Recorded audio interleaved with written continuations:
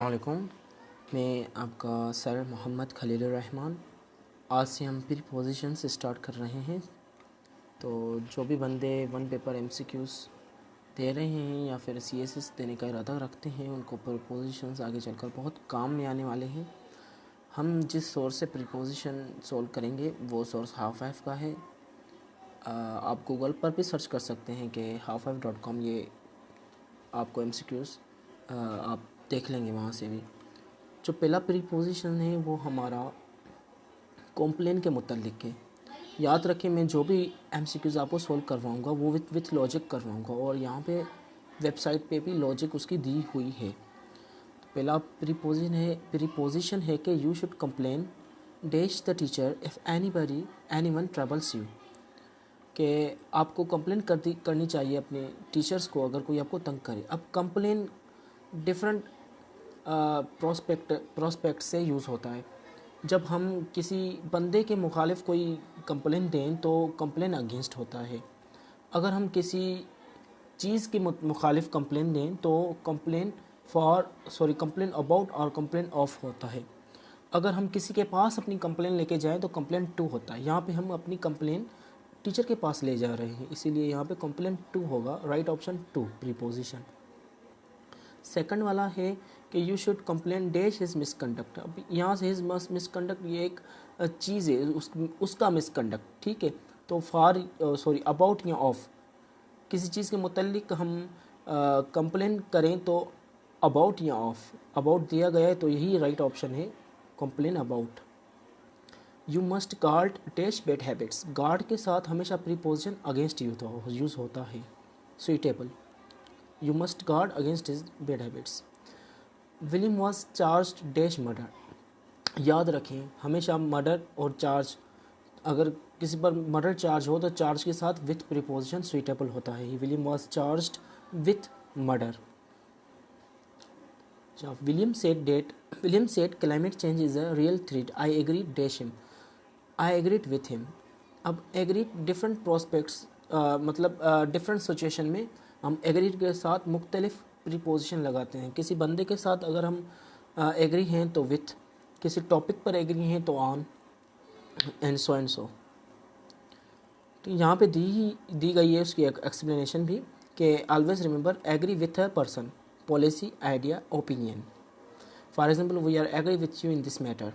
किसी बंदे के साथ एग्री हैं तो विथ, अगर पॉलिसी, उस बंदे के साथ किसी पॉलिसी में एग्री हैं, आइडिया में एग्री हैं, ओपिनियन में एग्री हैं, तब भी विथ, ठीक है। I don't agree with the way she runs this office. What time do you arrive dash the station. हमेशा याद रखिए कि हमेशा हम एड यूज़ करते हैं अराइव के साथ जब हमारा मकसद किसी छोटे टाउन, छोटे शहर में पहुंचने का हो। अगर हम बड़े शहर में पहुंच रहे हैं तो अराइव इन, ठीक है। यहाँ पे एट द स्टेशन एक पर्टिकुलर प्लेस है, इसके लिए हमने इसके साथ एट इस्तेमाल किया।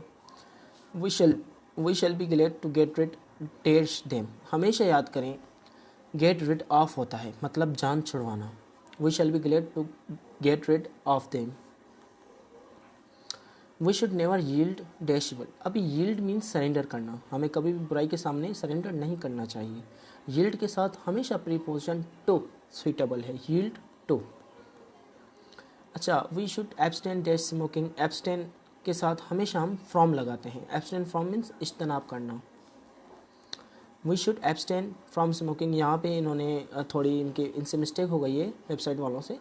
यहाँ पे उन्होंने डैश की बजाय फ्रॉम लिखना था, ठीक है, लेकिन उन्होंने नहीं लिखा। We should abstain from smoking, फिर ट्रू होगा ऑप्शन। अच्छा, we must confirm dash the bad economic situation. याद रखें, कॉन्फर्म टू, कॉन्फर्म के साथ टू सुइटेबल प्रीपोजिशन है। अच्छा, we have confidence dash our team, ठीक है। कॉन्फिडेंस मीन्स एतबार होना, फ़ख्र, ठीक है। हमें अपनी टीम पर फ़ख्र है तो कॉन्फिडेंस इन। या अगर हम कहेंगे इन कॉन्फिडेंस मतलब secret, I want to tell you something in confidence, मतलब मैं आपसे कुछ सीक्रेटली बात करना चाहता हूँ, ठीक है।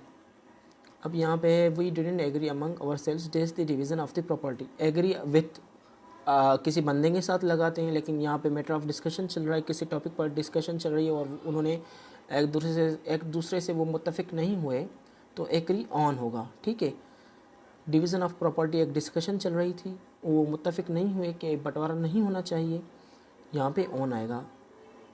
Explanation, always remember agree on और about a subject of discussion और a matter of discussion. Example, I and Ali agreed on where to eat. मैं और अली सहमत हो गए, इस बात से मुत्तफिक हो गए कि हमें कहाँ पे खाना खाना है। ठीक है, Ali agreed with Nimra on the terms of their contract. I and my wife agreed about most things, they agree on everything. याद रखें कि जब सब्जेक्ट ऑफ डिस्कशन हो, मैटर ऑफ डिस्कशन हो, किसी बात पर हम किसी टॉपिक पर बात कर रहे हैं और उस टॉपिक पर हम एग्री हुए या नहीं हुए, तो हम एग्री के साथ ऑन लगाएंगे। ठीक है, यहाँ पे नहीं हुए एग्री, लेकिन अगर हम इस डिवीज़न ऑफ प्रॉपर्टी पर एग्री भी होते तब भी एग्री के साथ ऑन लगता। अच्छा, we can not rely dash him. Rely के साथ हमेशा प्रीपोजिशन ऑन लगता है। Rely on him, suitable preposition on. We are tired dash working long hours. Tired के साथ जो सुइटेबल प्रीपोजिशन है, याद रखें tired of. We are tired of working long hours. We are doubtful test her ability to pass. हम मतलब doubtful के साथ हमेशा ऑफ प्रीपोजिशन लगता है। इस सेंटेंस की मानी ये है कि हमें शक है उसकी पास होने की काबिलियत पर। Doubtful of. अच्छा, this was an exception to the rule. Exception always takes to as a preposition with him. The man was accomplice with the thief. ठीक है, उसके साथ मिला हुआ था, चोर के साथ। एक्म्प्लाइज विथ द थीफ, एक बंदा है थीफ। ठीक है, बंदे के याद रखें, जैसे agree with him, accomplice with him. अक्सर औकात मैंने ये नोट किया है कि अगर किसी बंदे के साथ हम कोई बात कर रहे हों, अगर किसी मतलब बंदे का जिक्र आ जाए ना, तो जैसे एग्री विथ हिम, एग्री अगर बंदे के साथ आए तो एग्री के साथ विथ लगाते हैं। ऐसे accomplice with the thief. They arrive dash London last week. अब पहले वहाँ पे अराइव्ड एट स्टेशन था क्योंकि वो पर्टिकुलर पॉइंट थी। ठीक है, अब यहाँ पे बड़ा शहर है लंदन, तो अराइव इन होगा। बड़े शहर या किसी मुल्क के साथ इन प्रीपोजिशन अराइव के साथ होता है, और छोटे शहर या फिर पर्टिकुलर प्लेस के साथ एट होता है। ठीक है, अब they are anxious dash their mother's health. Anxious अगर हम फिक्र, वो अपनी मदर की सेहत को लेकर फ़िक्रमंद हैं, इसलिए एंशियस अबाउट। अगर एंशियस दो मानी जाहिर करता है, एक तो ईगर होना, पुरजोश होना, दूसरा फ़िक्रमंद होना। अगर इसका पुरजोश होने मानी ही दिखाई दे रहा है जुमले की निस्बत से, तो एंशियस फार इस्तेमाल करेंगे, लेकिन फ़िक्रमंद जैसे कि यहाँ पे हमें पता चल रहा है तो अबाउट। ठीक है, आज का हमारा जो पहला फ़ाइल था क्लास ख़त्म हो गया है। हम रोज़ाना की बेसिस पर 20 प्रीपोजिशन सोल्व करेंगे विथ लॉजिक, और हमारा यही टारगेट है कि हम जो CSS की प्रीपोजिशंस हैं वो 1 से 1.5 माह के दरमियान अपनी कंप्लीट कर लें। यहाँ पे 46 स्लाइड्स हैं टोटल, और 46 ही डेज़ लगेंगे हमें ये कंप्लीट करने में। हमारे साथ रहिएगा ताकि आपको आने वाले कोई भी पेपर में प्रीपोजिशन के मतलब कोई भी दिक्कत ना हो। थैंक यू, शुक्रिया।